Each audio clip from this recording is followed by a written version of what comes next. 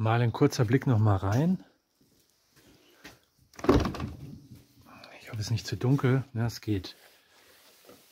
Also der Wandaufbau ist Dampfbremse, Aluminiumfolie,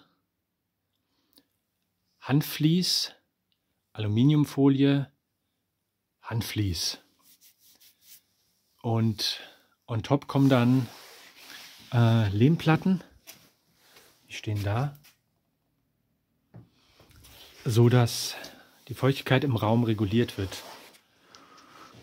Es ist schon recht dunkel, naja. Hier kommt Spülmaschine hin, also Ultraschall, Spülbecken.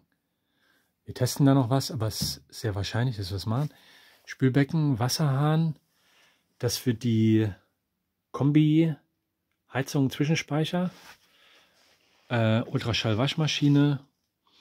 Dann kommt hier der Rollsitzofen hin, hier der Kühlschrank und dann gehen wir mal unten hin. Ach so, oben dann ein kleiner Schlafbereich, Werkbank.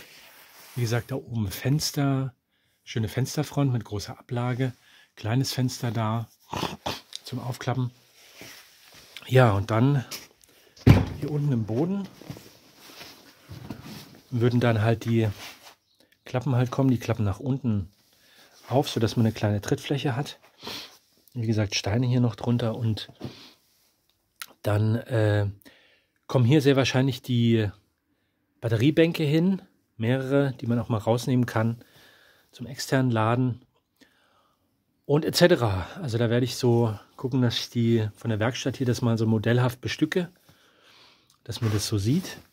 Und vorne kommt ein kleiner Podest mit Wildholzgeländer dran, Treppe. Hinten kommt auch ein Podest. Da kommt dann in dem Bereich hier die Dusche, hier die Wasserzisterne und im Außenbereich hier kommt noch mal ein kleines Hydroponikregal, aufklappbare Werkbänke rechts und links, also auf der Seite und drüben.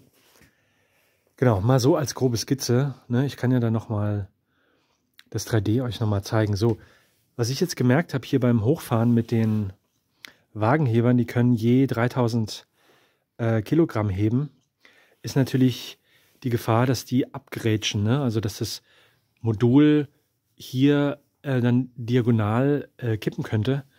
Und da habe ich mir gedacht, na, was gibt es denn Einfacheres, um das zu verhindern?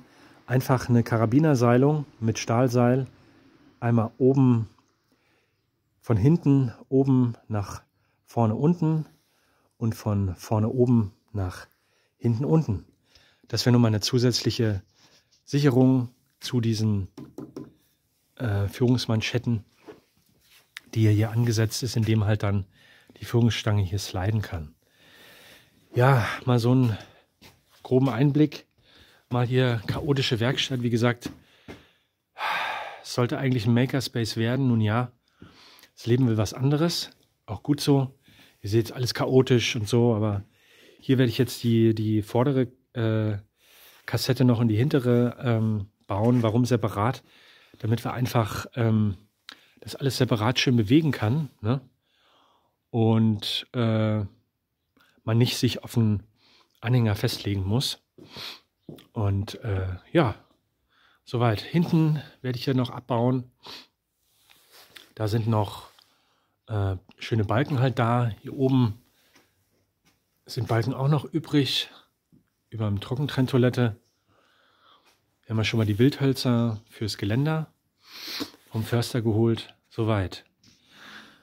Naja, also, dann bis zum nächsten Update, gell?